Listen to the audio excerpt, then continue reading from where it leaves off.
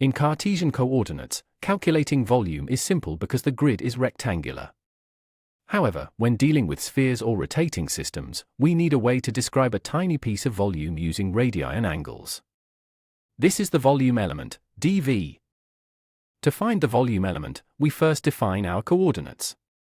Rt is the distance from the origin, theta is the polar angle measured from the positive z-axis, and phi is the azimuthal angle measured in the xy plane. Imagine a tiny change in each coordinate, dr, d theta, and d phi. These changes create a small, nearly rectangular volume element. To find its total volume, we must determine the physical length of each of these three curved edges. The first edge is the simplest. It represents the change in the radial distance. As we move outward from the center, the thickness of our volume element is simply dr. This is our first dimension for the volume calculation. The second edge is an arc created by the change in the polar angle, theta. Using the arc length formula, where s equals radius times angle, this side of our element has a length of half times d theta. The third edge depends on the azimuthal angle, phi. However, the radius of rotation for phi isn't r, it is the distance from the z-axis. Using trigonometry, we find this horizontal projection is r times the sine of a theta.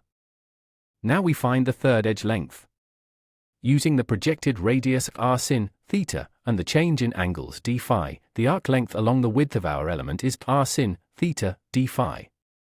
This accounts for the tapering near the poles. We now have all three dimensions of our infinitesimal volume element.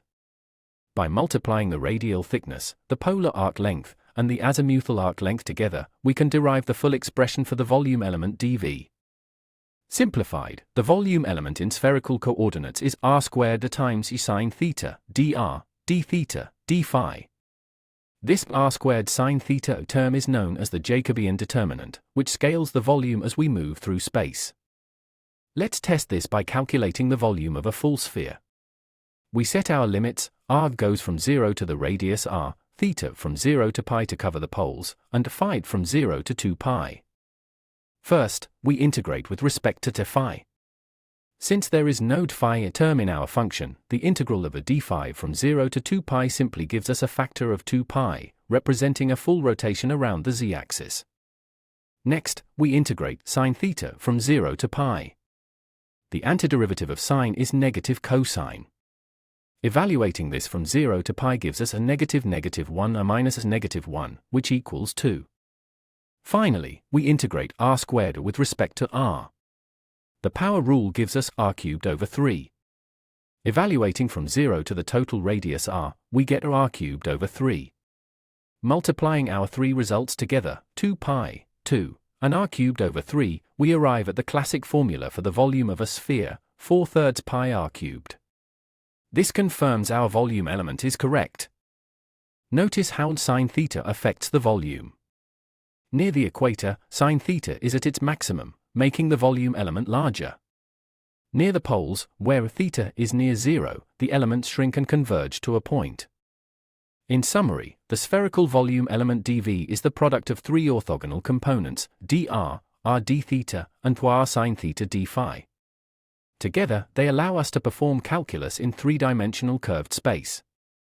Here is a quick question: if we keep r constant and only integrate over the angles, what are we calculating? The answer is surface area. By removing the dr, we find the area element of a sphere. Understanding how to derive these elements is the key to solving complex problems in physics and engineering. Thank you for watching this lesson on spherical coordinates. Generated by Vision Solve AI.